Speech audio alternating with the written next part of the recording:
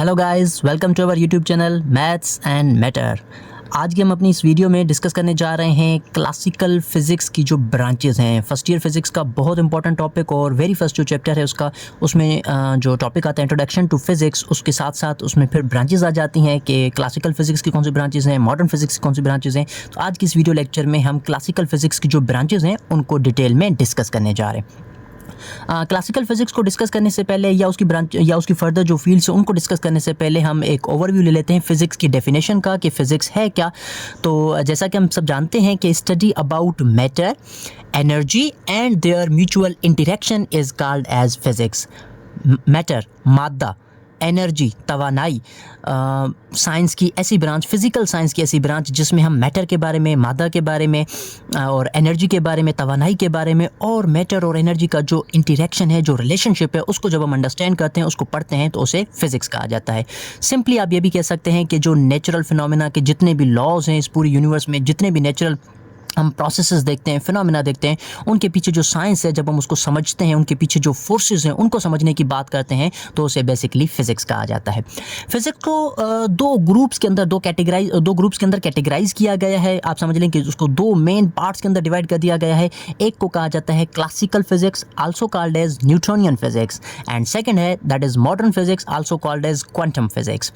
Classical physics और modern physics में सबसे जो बेसिक डिफरेंस आपको याद करना है, सबसे पहले तो उनका जो डेट का जो डिफरेंस है वो याद करना है कि up to 19th century 6 BCE से लेकर 1900 AD तक, 19th सेंचुरी तक फिज़िक्स में जितने भी लॉज, थ्योरीज डिफ़ाइन की गई हैं, इन्वेंशंस हुई थी, उनको कैटेगराइज किया जाता है एज क्लासिकल फिज़िक्स। और after 19th century till today physics में जितनी भी फिर थ्योरीज आई हैं, इन्वेंशंस हुई हैं, उनको कैटेगराइज किया जाता है एज अ मॉडर्न फिज़िक्स और also called as quantum physics. तो मॉडर्न फिज़िक्स को जब हम डिस्कस करेंगे तो ये भी हम देखेंगे कि 19th सेंचुरी में ऐसा क्या हुआ था जिसकी वजह से फ़िज़िक्स के जो लॉज हैं उनमें इतनी ज़्यादा मॉडिफिकेशन कर दी गई कि उसको दो ग्रुप्स में डिवाइड करना पड़ गया कि 19th सेंचुरी से फ़िज़िक्स जो पहले थी उसे क्लासिकल फ़िज़िक्स और उसके बाद जो फ़िज़िक्स आज तक हम कर रहे हैं उसे मॉडर्न फ़िज़िक्स कहा जाता है।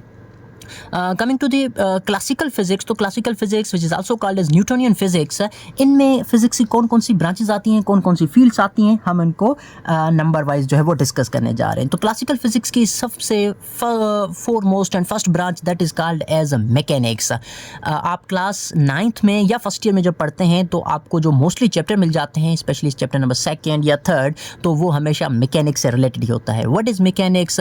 Branch of physics which is concern with the study about motion of particles or bodies। किसी भी ऑब्जेक्ट के या किसी भी बॉडी के मोशन को अंडरस्टैंड करना, मतलब हरकत को, कि जब कोई भी बॉडी मूव कर रही है उसके बारे में जब हम डिस्कस करते हैं, स्टडी करते हैं, यानी सिंपली हम कह सकते हैं study about motion of objects is called as mechanics. जब हम किसी भी बॉडी के मोशन के बारे में स्टडी करेंगे, डिस्कस करेंगे, तो उसे फिज़िक्स में मैकेनिक्स कहा जाता है। मैकेनिक्स को फर्दर दो पार्ट्स में, दो ब्रांचेस में डिवाइड किया गया है। फर्स्ट वन इज़ काइनेमैटिक्स और सेकंड इज़ डायनामिक्स। 9th में चैप्टर के जो नेम्स हैं वो भी आपको इस तरीके से मिल जाते हैं, काइनेमैटिक्स और डायनामिक्स के नेम से। इनमें क्या डिफरेंस है इसको समझने से पहले एक और टर्म मैं यहाँ पे डिफाइन कर देता हूँ, लॉ ऑफ कॉजलिटी, जो कि साइंस और फिज़िक्स का वेरी बेसिक एक लॉ है जिसे हम लॉ ऑफ कॉजलिटी कहते हैं, जिसका मतलब होता है कॉज और इफ़ेक्ट। देखिए, हम पूरी साइंस में या ओवरऑल फिज़िक्स में हम कॉज और इफ़ेक्ट के रिलेशनशिप को ही डिस्कस कर रहे हैं और उसी को स्टडी कर रहे हैं। जैसा अगर हम मोशन के सेंस में अंडरस्टैंड करना चाहें तो जब हम किसी भी, अगर कोई ऑब्जेक्ट है, लेट्स सपोज ये पेन है, ये इस वक्त रेस्ट में है, जब हम इसके ऊपर फोर्स अप्लाई करते हैं तो ये जो ऑब्जेक्ट है ये मोशन में आ जाता है। तो इसका मतलब ये होगा कि जो फोर्स है वो इसका कॉज है और ये जो मोशन हो रहा है वो इसका इफ़ेक्ट है। तो जब हम मैकेनिक्स में बात करते हैं, मैकेनिक्स में अगर हम मोशन को स्टडी कर रहे हैं without discussing it's cause, motion की जो काज है उसको डिस्कस किए बगैर, उसको स्टडी किए बगैर अगर हम मोशन को स्टडी करते हैं तो उसे काइनेमैटिक्स कहा जाता है। और अगर विथ फोर्स, मतलब with cause of motion study करेंगे तो उसे डायनामिक्स कहा जाता है। तो सिंपली हम ये कह सकते हैं कि study about motion of objects without reference of force या without discussing the cause of motion, that will be called as kinematics, and study about motion of objects with reference of force या with the cause of motion, that will be called as dynamics. जब हम without force के kinematic study करेंगे motion को तो उसे kinematics कहा जाएगा, और अगर हम विथ फोर्स स्टडी करते हैं तो उसे कहा जाता है डायनामिक्स। मतलब मोशन से रिलेटेड ओवरऑल जो पैरामीटर्स है, डिस्टेंस हो जाए, स्पीड हो जाए, एक्सेलरेशन हो जाए, इन तमाम चीज़ों को हम डिस्कस कर सकते हैं मैकेनिक्स में। नेक्स्ट वन जो ब्रांच है that is optics. Optics word use होता है लाइट के लिए। जैसे कि हम जानते हैं कि जैसा अभी हम डिस्कस भी कर रहे हैं कि हम फिजिक्स में मैटर के साथ साथ एनर्जी को भी स्टडी करते हैं, और हम जानते हैं कि light is a form of energy. तो जो लाइट है उसके बारे में कि लाइट कैसे प्रोड्यूस होती है, लाइट कैसे प्रोपेगेट करती है, कैसे एक जगह से दूसरी जगह ट्रैवल करती है, और लाइट की कौन कौन सी खुसूसियात हैं, कौन कौन सी प्रॉपर्टीज़ हैं। जैसे रिफ्लेक्शन होती है कि लाइट एक किसी भी ऑब्जेक्ट से टकरा के वापस हो जाती है, या लाइट में रिफ्रैक्शन होती है कि लाइट जैसे किसी भी ट्रांसपेरेंट जैसे वाटर हो गया या कोई भी जैसे लेट्स सपोज ग्लास है, उससे लाइट इंटर हो जाती है तो वो अपने डायरेक्शन को चेंज कर लेती है। तो इस तरह की लाइट की जितनी भी प्रॉपर्टीज़ हैं उनको जब हम स्टडी करते हैं तो इसे कहा जाता है optics. The study about production, propagation and properties of light is called as optics. इसी तरीके से जब हम साउंड के बारे में स्टडी करते हैं, साउंड एनर्जी को डिस्कस करते हैं फिजिक्स में, तो उसे कहा जाता है acoustics. The study about production, propagation and properties of sound. Light भी एनर्जी की फॉर्म है, तो साउंड भी इसी तरीके से एनर्जी की ही एक फॉर्म है, लेकिन इनमें क्या डिफरेंसेस हैं। जब हम लाइट के बारे में डिस्कस करते हैं तो इसे ऑप्टिक्स कहा जाता है, और जब हम साउंड एनर्जी और उसकी प्रॉपर्टीज़ के बारे में डिस्कस करते हैं तो उसे कहा जाता है acoustics. Coming to another branch called as electricity. Electricity का जो सारा साइंस है या जो फिजिक्स है वो डिपेंड करती है चार्जेस के ऊपर। That's right. जब हम इलेक्ट्रिक चार्जेस के बारे में स्टडी करते हैं फिजिक्स में तो उसे इलेक्ट्रिसिटी कहा जाता है। जब आप क्लास मैट्रिक या इंटरमीडिएट की बुक में देखते हैं तो वहाँ पर आपको 2 चैप्टर मिल जाते हैं। एक का नाम हो जाता है इलेक्ट्रोस्टैटिक्स और सेकंड का नेम होता है electrodynamics, or also called as current electricity. ये बेसिकली दोनों चैप्टर जो है वो इलेक्ट्रिसिटी से रिलेटेड होती हैं, इलेक्ट्रिक चार्जेस से रिलेटेड होती हैं।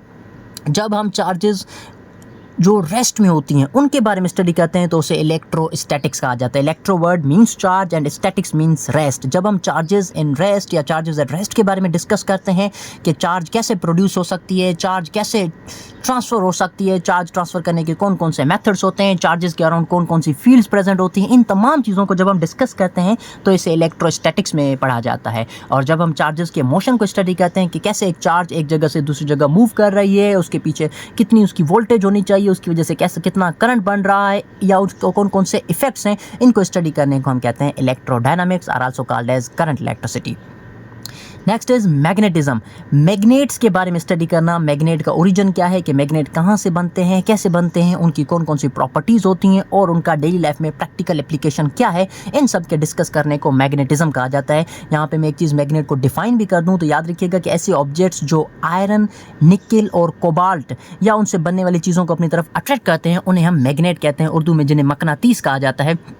आयरन की कोई भी चीज़ होगी, निकल से कोई भी चीज़ बनी होगी या कोबाल्ट से कोई भी चीज़ बनी होगी तो मैग्नेट उन्हें अपनी तरफ अट्रैक्ट कर लेता है। तो मैग्नेट में ये प्रॉपर्टी क्यों है और मैग्नेट को हम प्रैक्टिकली कौन कौन चीज़ों में यूज़ करते हैं, उसका प्रैक्टिकल लाइफ में क्या एप्लीकेशन है, इन तमाम चीज़ों के बारे में स्टडी करने को मैग्नेटिज्म कहा जाता है। फिजिक्स में एक और बहुत इंपॉर्टेंट फील्ड आ जाती है, क्लासिकल फिजिक्स की ब्रांच है जिसे हम कहते हैं electromagnetism. That is a combined study of electricity and magnetism. देखें, आपने इलेक्ट्रिक मोटर और इलेक्ट्रिक जनरेटर के बारे में पढ़ा होगा, सुना होगा। बेसिकली जनरेटर एक ऐसा इलेक्ट्रिकल डिवाइस होता है जो मैकेनिकल एनर्जी को इलेक्ट्रिकल एनर्जी में कन्वर्ट करता है, और जो मोटर होता है वो मैकेनिकल एनर्जी को इलेक्ट्रिकल एनर्जी में कन्वर्ट करता है। तो ये जो बहुत इंपॉर्टेंट डिवाइसेस हैं हमारे डेली लाइफ में, ये बेसिकली इनके अंदर मैग्नेट होता है। तो इनमें मैग्नेट का क्या काम है, या इलेक्ट्रिकल जो कंपोनेंट्स हैं उनमें मैग्नेट का क्या फंक्शन है, क्या काम होता है, इस कंबाइंड स्टडी को हम इलेक्ट्रोमैग्नेटिज्म कहते हैं। चार्जेस और मैग्नेटिक इफेक्ट, इनका आपस में जो कंबाइंड इफेक्ट है, जो रिलेशनशिप है, जब हम इसको स्टडी करते हैं तो इसे इलेक्ट्रोमैग्नेटिज्म कहा जाता है। The study about combined effect of electricity and magnetism is called as electromagnetism. And the last branch is heat and thermodynamics. What is heat and thermodynamics? The study about properties of heat and temperature. Heat क्या होती है? Heat is also a form of energy that flows from a hot body to a cold body. किसी भी hot body से cold body की तरफ जो flow करती है, जो ट्रैवल करती है, उस एनर्जी को हम कहते हैं heat. And what is temperature? The degree of hotness and coldness of a body. अब कोई भी बॉडी कितनी हॉट है या कोई भी ऑब्जेक्ट कितना कोल्ड है, जब हम इसकी मेजरमेंट करते हैं तो इसे फिर कहा जाता है टेम्परेचर। हीट के बारे में स्टडी करना, हीट की प्रॉपर्टीज़ के बारे में स्टडी करना, हीट कैसे एक जगह से दूसरी जगह ट्रांसफ़र हो सकती है, इस modes of transfer of heat के बारे में डिस्कस करना। जैसे कि there are 3 methods to transfer the heat. Solids में हीट ट्रांसफ़र करने का एक डिफरेंट मेथड्स होता है, एक डिफरेंट मेथड होता है। लिक्विड और गैसेस में ये मेथड डिफरेंट होता है। और कुछ जो वेव फॉर्म में एनर्जी ट्रेवल करती है, जैसे अब अगर आप देखें कि सन से जो हीट है वो ट्रांसफ़र हो रही है in the form of radiation, और आम मेटल्स वगैरह के अंदर जो हीट ट्रांसफ़र होती है वो कंडक्शन के थ्रू होती है। एक और मेथड होता है कॉल्ड एज कन्विक्शन। इनको modes of transfer of heat कहा जाता है। तो हीट के बारे में डिस्कस करना, हीट की प्रॉपर्टीज़ के बारे में डिस्कस करना, उसकी ट्रांसफ़र के बारे में स्टडी करना, इसे कहा जाता है हीट। और जो इसका सेकेंड पोर्शन है थर्मोडायनामिक्स, उसमें क्या है कि and the conversion of heat energy into mechanical energy. हम कैसे हीट एनर्जी को मैकेनिकल एनर्जी में, किसी भी मशीन को मूव करने के लिए जो एनर्जी चाहिए, किसी भी मशीन के पार्ट को मूव करने के लिए जो एनर्जी चाहिए, हीट एनर्जी की मदद से हम किसी भी मशीन को मूव करने के लिए हीट एनर्जी को कन्वर्ट कर सकते हैं मैकेनिकल एनर्जी में। इस कन्वर्जन को जब हम डिस्कस करते हैं, स्टडी करते हैं, तो इसे थर्मोडायनामिक्स कहा जाता है। जैसे अगर हम एग्जांपल ले लेते हैं हीट इंजन की। What is heat engine? देखिए, अगर आप आज मोटर बाइक से लेकर अगर आप प्लेन के इंजन को देख लें, रॉकेट के इंजन को देख लें, तो ये तमाम क्या हैं, ये हीट इंजन्स हैं, जिनमें क्या हो रहा है कि हम फ्यूल को बर्न कर रहे हैं, उसकी हीट एनर्जी को एक्सट्रैक्ट कर रहे हैं और उसको कन्वर्ट कर रहे हैं मैकेनिकल एनर्जी में। So that is the field of thermodynamics.